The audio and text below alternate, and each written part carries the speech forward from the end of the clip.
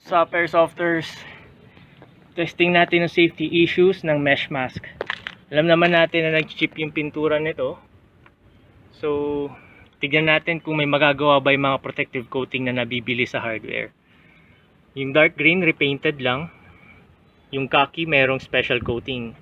Sa second mask, dalawang klase ng coating. Isang epoxy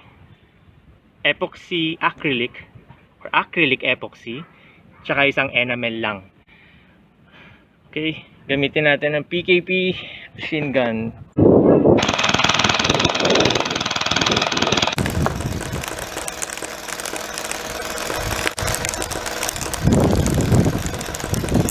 Results, yung green, yung repainted lang, khaki, may special coating. Well, not so special. Acrylic epoxy lang. So malalaki yung chips sa repainted lang. Dito sa khaki with acrylic epoxy, medyo mas maliliit. Yeah, maliliit yung chipping niya. Ayan, maliliit. So glossy enamel versus acrylic epoxy.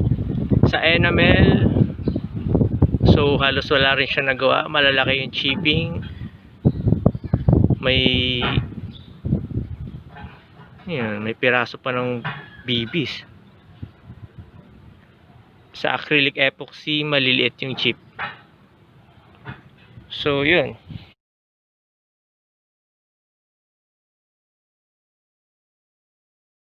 So acrylic epoxy lang yun, nabibili sa hardware.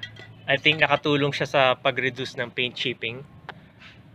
What if ilubog pa natin sa epoxy resin? Tingin ko mas effective pa. Yun lang. Thank you.